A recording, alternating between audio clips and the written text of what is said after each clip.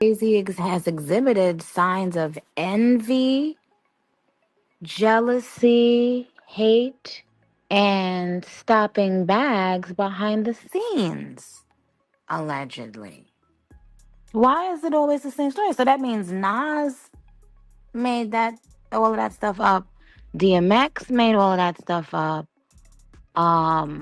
If you could say something to Megan Thee Stallion today, what would it be? I think that I wouldn't say something directly to her. The last 3 months of my life, I've been in this place where, I've been bashed. I've been cut through, just people every single day coming at me. And it's crazy because the whole thing about it is like, wicked system of Roc Nation, including you, Jay Z. Yes. Yes. You who say you rose from the gutter, but you have traded and bartered the souls of young men. Y'all don't understand what the is going on? Y'all don't understand I just cracked the fucking industry? Y'all don't understand I just cracked this shit? I just cracked this whole shit. It's cracked. It's over. I cracked the whole shit.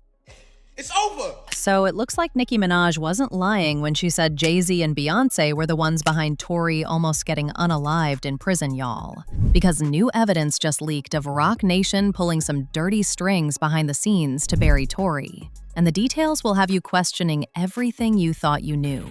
Apparently, they paid off everyone, from the judges all the way down to the bloggers. And baby, everyone they used to throw Tori in prison is coming out to spill the tea. Nicki tried to tell us about this a while back, when she and Megan were going at it, but everyone was too busy thinking she was bitter even to take her seriously. Now look. Jay Z has exhibited signs of envy, jealousy, hate, and stopping bags behind the scenes, allegedly. Why is it always the same story? So that means Nas made all of that stuff up. DMX made all of that stuff up. He was beefing for a minute with 50,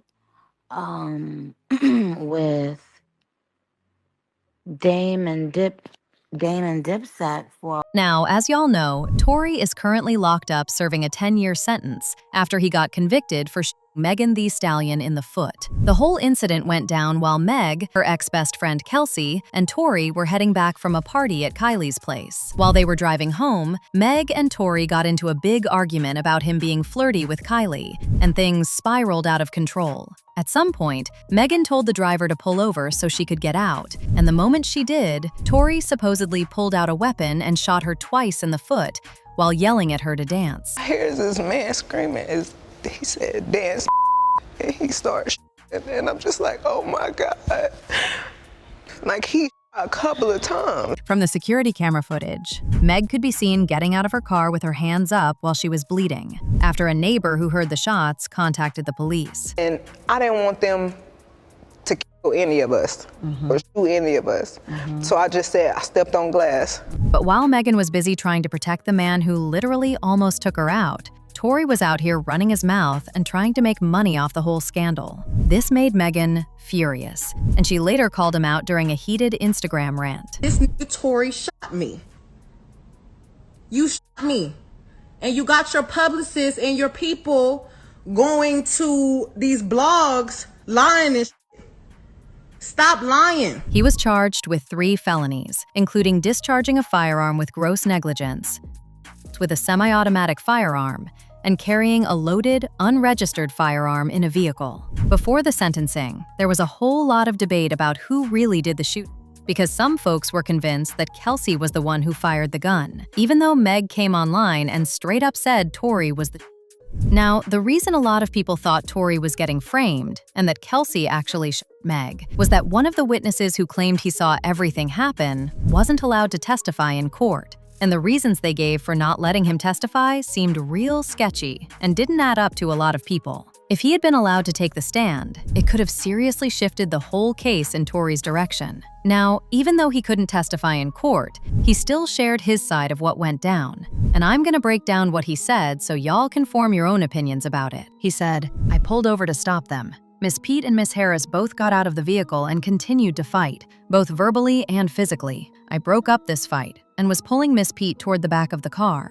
I saw Miss Harris with in her hand. Mr. Peterson ran from behind Miss Pete and myself toward Miss Harris. Mr. Peterson and Miss Harris began struggling as Mr. Peterson tried to unarm Miss Harris. I was still pulling Miss Pete and did not see whose weapon. I was lucky I was not harmed, and in my opinion, Miss Pete was also fortunate. The whole incident happened so quickly, within a just couple of minutes. I wanted to present this evidence during Mr. Peterson's trial, but was prevented from doing so, as the district attorney was not ready to cross-examine me, and later they did not call me due to the holidays and the court schedule. I believe I should have been allowed to present this evidence at trial. So from what he's saying, he's suggesting that Kelsey was the last person he saw with the gun when it fired, but Megan says Tori shot her. So which one is it? And if y'all remember, Tori's father, Sunstar Peterson, made a whole scene outside the courthouse when Tori got sentenced. He went off on Jay Z for supposedly manipulating things behind the scenes to get Tori locked up. He called out Jay Z for exploiting young men in the industry to advance his own career and the careers of people signed to his management company, and then acting like he's helping the community when he's really the one creating all the problems. Wicked system of Roc Nation, including you, Jay Z. Yes. You who say you rose from the gutter, but you have traded and bartered the souls of young men, and you're still doing it. The only independent witness in this courtroom is a man whose name is Sean Kelly. He came to court, and our attorneys, he would not even shake their hand after he went upstairs with Kathy Ta and Alex Bott. They met on Saturday before. They met They on Saturday. met with our witness. And then the man came back, and I sat in the hallway while he sat with Jody Little, the prosecutor's investigator, who acted so dumb, an intelligent woman who did not want, listen, I've seen so much evidence buried in this. And just when we thought it couldn't get any messier, Tori wound up in the hospital fighting for his life after getting stabbed by another inmate while he was outside.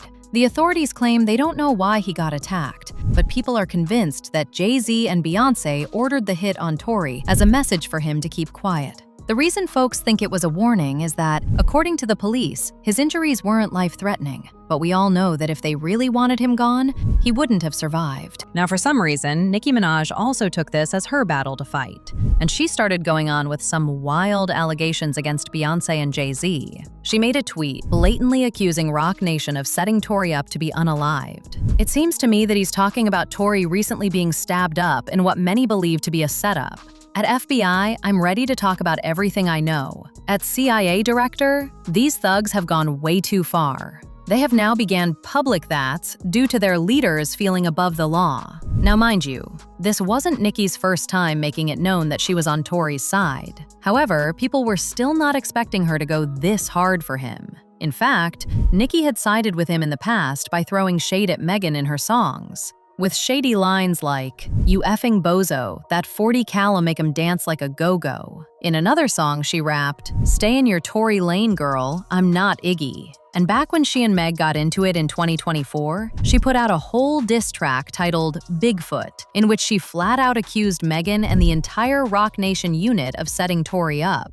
And in case you didn't notice, even the title of the song was her mocking Megan's foot. You was lying to the queen, then you went lying to the king. Gail, F you get with no scar. You let everyone be thrown under the bus. Tori, your best friend. B thinks she a bully because she get a Roc Nation brunch every year.